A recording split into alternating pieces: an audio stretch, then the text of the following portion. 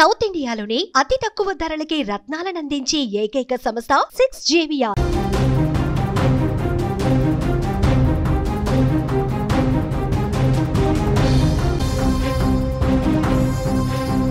Breaking news చూస్తున్నాం. కడప చెన్నూరులో దారుణం చోటు చేసుకుంది. భార్యను భర్త హత్య చేశాడు. కువైట్ నుంచి 11 రోజుల క్రితం వచ్చిన వల్లెపు నిత్యానంద్. తరచుగా భార్యాభర్తల మధ్య చిన్నపాటి తగాదాలు అవుతూ ఉండేవి. అనుమానంతోనే భార్య లక్ష్మీ కుమారిని హత్య చేసినట్లుగా తెలుస్తోంది. తల్లిదండ్రుల మరణంతో 2 పిల్లలు కూడా అనాథలుగా మారిన వైనమైతే కనిపిస్తోంది. ఆ 2 కుమార్తెలు అనాథలుగా మార్చాడు ఆ తండ్రి. క్షణికావేశంలో చేయరాని తప్పు చేశాడు. అనుమానంతో భార్యను హతమార్చి అనంతరం తాను బలవన్మరణానికి పాల్పడ్డాడు. కువైట్ నుంచి వచ్చిన 11 రోజులకే భార్య లక్ష్మీ కుమారిని నిత్యానంద్ ఈ దారుణానికి ఒడిగట్టాడు. కడప జిల్లాలోని చెన్నూరులో ఈ దారుణ ఘటన చోటు చేసుకుంది. తండ్రి క్షణికావేశానికి 2 కుమార్తెలు కూడా అనాథలైన పరిస్థితి అయితే కనిపిస్తోంది. ఇక ఇదే అంశానికి సంబంధించి మరింత సమాచారం కడప నుంచి మా ప్రతినిధి సుదర్శన్ అందిస్తారు. సుదర్శన్, అసలు ఏం జరిగింది? అనుమానంతో భార్యను చంపుతున్న పరిస్థితి కనిపిస్తుంది. భార్యలు కూడా భర్తల్ని హత్యలు చేస్తున్న పరిస్థితి కనిపిస్తుంది. రీసెంట్ గా మనం హైదరాబాద్ కూకట్పల్లిలో భార్యని అనుమానంతో కుక్కర్లో పెట్టి భర్త చంపిన పరిస్థితి అయితే మనకు కనిపించింది. ఏంటి ఇట్లాంటి హత్యలు పెరుగుతూనే ఉన్నాయి?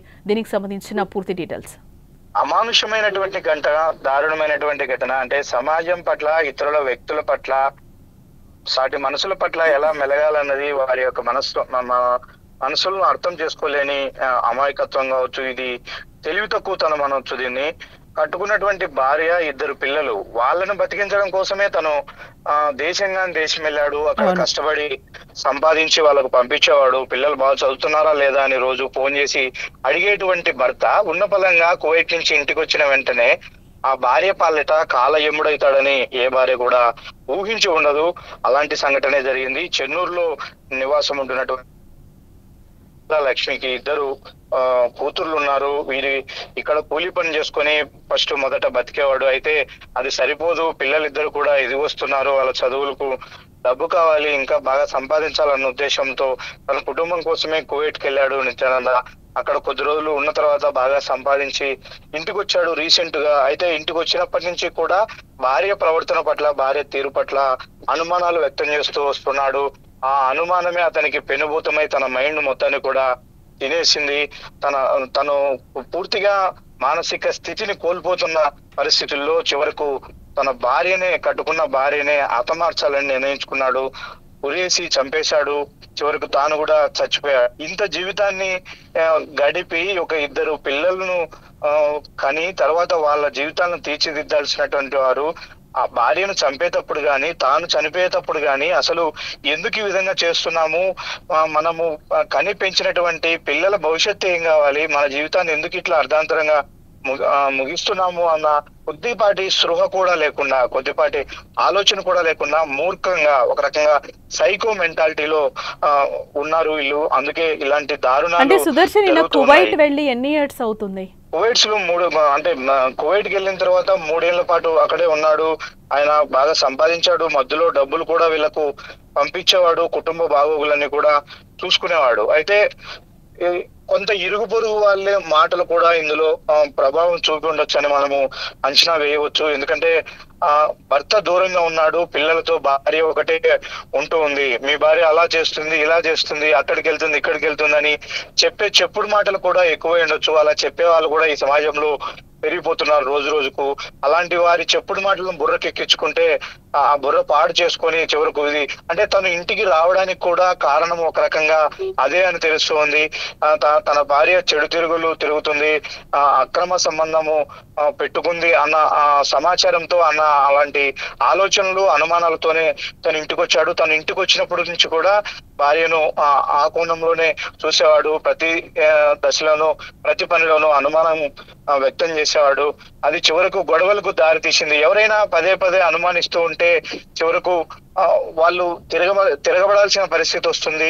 ప్రతిసారి సూటిపోటి మాటలు అంటూ ఉంటే భరించలేరు. కాబట్టి ఆమె కూడా 1-2 సందర్భాల్లో అతన్ని ఎదిరించిన పరిస్థితి. దీంతో తను చంపేయాలి, నేను చచ్చిపోవాలనే నిర్ణయానికి వచ్చి ఈ దారుణమైన సంఘటనకు పాల్పడ్డారు. ఇప్పుడు ఈ సంఘటనలో అత్యంత కలిచివేసే విషయం ముక్కుపచ్చలారని ఆ పిల్లలిద్దరిని కూడా అనాథలు అయిన పరిస్థితి. ఎస్, అంటే మృతురాలి తల్లిదండ్రులు ఏమైనా దీనికి సంబంధించి మాట్లాడడం చెప్తున్నా, అంటే అల్లుడి ప్రవర్తన ఏ విధంగా ఉండేది ఏంటి అని ఏమన్నా మాట్లాడడం జరిగిందా సుదర్శన్? ఇది తల్లిదండ్రుల విషయంలో కూడా ఎక్కడ ఇన్వాల్వ్మెంట్ లేదు. వాళ్ళు మొదటి నుంచి కూడా బానే ఉండేవాళ్ళు, వాళ్ళ మధ్య ఎలాంటి మనస్పర్ధలు లేవు. ఇతను ఎప్పుడైతే దేశం విడిచి దూరంగా ఉన్నాడో, కుటుంబానికి దూరంగా ఉన్నాడో, అతని ఆలోచన మారింది, అతని విధానం మారింది, అతనికి చెప్పేటువంటి మాటలు అతని మీద ప్రభావం చూపాయి అని చెప్తూ ఉన్నారు. అంతే తప్ప ఇక్కడ తన ఇద్దరు పిల్లల లాలన పాలన చూసుకుంటూ ఆ భార్య తన బాధ్యతగా తాను జీవిస్తూ ఉండేది. కానీ ఇతనికి కలిగినటువంటి అనుమానమే దీనికి కారణము. మా బిడ్డను అన్యాయంగా పొట్టన పెట్టుకున్నాడు అనే ఆరోపణే వాళ్ళ నుంచి వినిపిస్తుంది. కానీ అందులో కూడా ఇప్పుడు తను కూడా చనిపోయాడు కాబట్టి ఇక్కడ ఎవరినో నిందించాల్సిన పని లేదు, ఎవరిని తప్పు పట్టాల్సిన పని లేదు. వారికి వారిగా వేసుకున్నటువంటి శిక్ష ఇది. ఈ రోజు పిల్లలు అనాథలుగా అయిపోయారు కదా.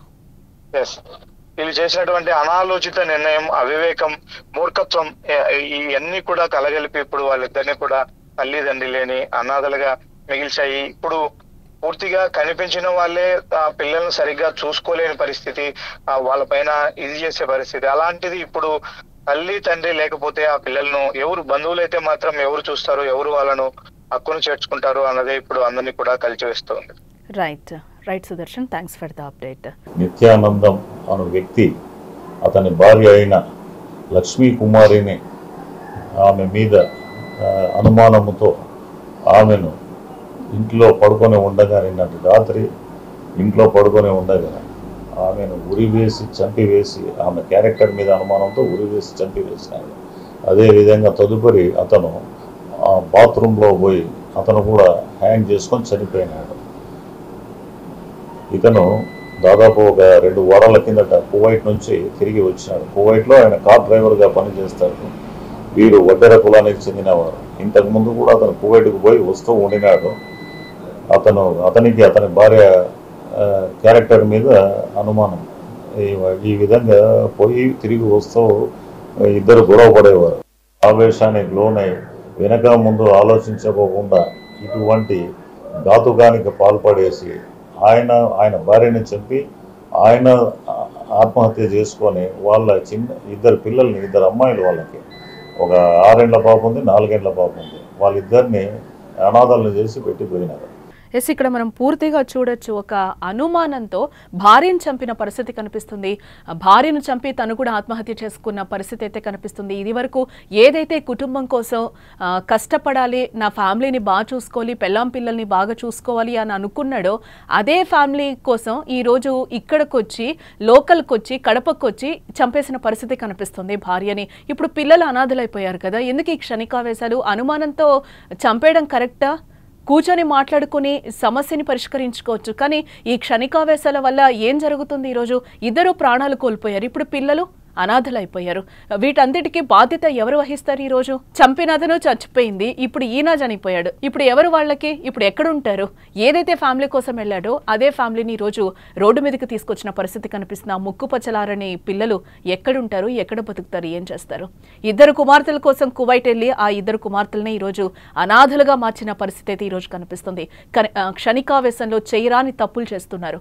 అనుమానంతో భార్యని హతమార్చి అనంతరం తాను బలవన్మరణానికి పాల్పడిన పరిస్థితి ఇక్కడ మనకి క్లియర్ గా కనిపిస్తుంది.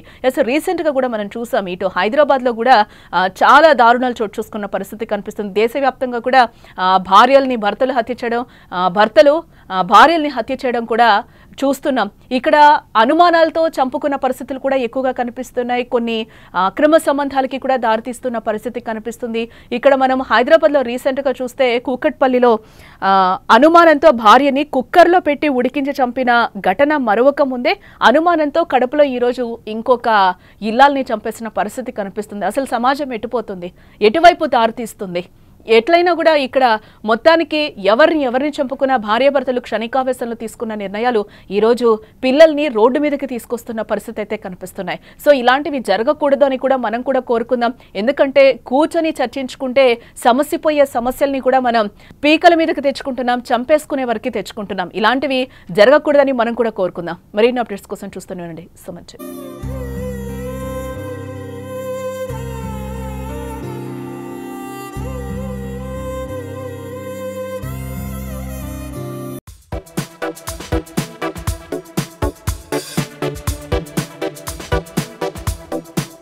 ఉంటారు.